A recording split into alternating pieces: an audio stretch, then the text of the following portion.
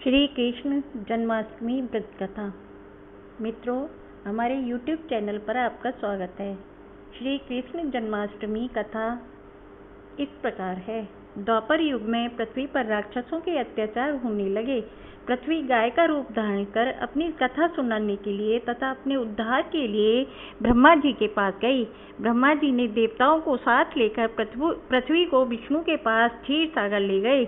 उस समय भगवान विष्णु अनंत शैया पर शयन कर रहे थे। स्तुति करने पर भगवान की निद्रा भग्न हुई। भगवान ने ब्रह्मा एवं सब देवताओं को देखकर उनके आने का कारण पूछा तो पृथ्वी बोली, भगवान मैं पाप के बोझ से दबी जा रही हूँ, मेरा उद्धार कीजिए। यह सुनकर विष्णु बोले, मैं ब्रजमंडल में वासुदेव देवकी के गर्भ से जन्म लूंगा। तुम सब देवतागण ब्रज भूमि में जाकर यादव वंश में अपना शरीर धारण करो। इतना कहकर भगवान अंतर्ध्यान हो गए। इसके पश्चात देवता ब्रजमंडल में आकर यदुकुल में नंद यशोदा तथा गोप गोपियों के रूप में पैदा हुए। द्वापर युग के अंत में मथुरा में उग्रसेन राजा राज्य करते थे। उग्रसेन के पुत्र का नाम कंस था।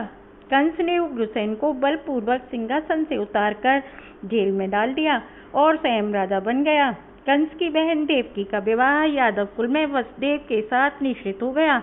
जब कंस देवकी को विदा करने के लिए रथ के साथ जा रहा था तो आकाशवाणी हुई, हे कंस, तू जिस देवकी को बड़े प्रेम से विदा कर रहा है उसका आठवां पुत्र तेरा संहार करेगा। आकाशवाणी की बात सुनकर कंस क्रोध में भरकर देवकी को मारने को तैयार हो गया। उसने सोचा न देवकी होगी न उसका पुत्र होगा।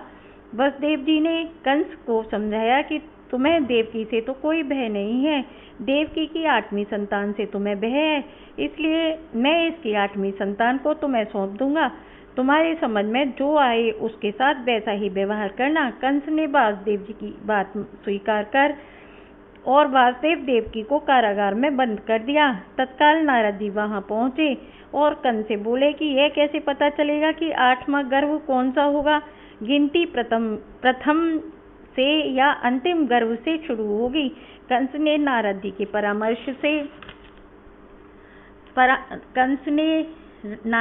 परामर्श पर देवकी के गर्भ से उत्पन्न होने वाले समस्त बालकों को मारने का निश्चय कर लिया। इस प्रकार एक एक करके कंस ने देवकी के 7 बच्चों को निर्दयतापूर्वक मार डाला। भाद्रपद के कृष्ण पक्ष की अष्टमी को रोहिणी नक्षत्र में श्री कृष्ण का जन्म हुआ। उनके जन्म लेते ही जेल की कोठरी में प्रकाश फैल गया।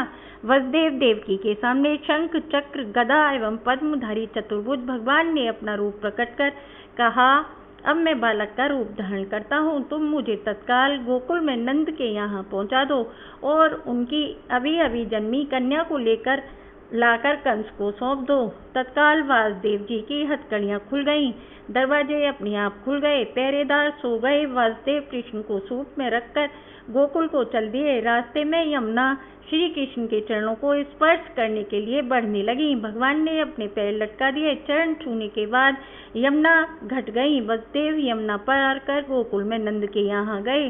बालक कृष्ण को यशोदा जी की बगल में सुलाकर कन्या को लेकर वापस कारागार में आ गए। जेल के दरवाजे पूर्ववत बंद हो गए। वासुदेव जी के हाथों में हथकड़ियां पड़ गईं। पहरेदार जाग गए। कन्या के रोने पर कंस को खबर दी गई। कंस ने कारागार में आकर कन्या को लेकर पत्थर पर पटक कर मारना चाहा, परंतु वह कंस के हाथ से छूटकर आकाश में उड़ गई और देवी का रूप धारण कर बोली, हे कंस, मुझे मारने से क्या लाभ है?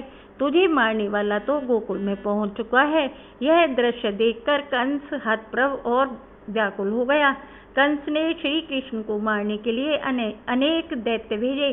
श्री कृष्ण ने अपनी अलौकिक माया से सारे दैत्यों को मार डाला।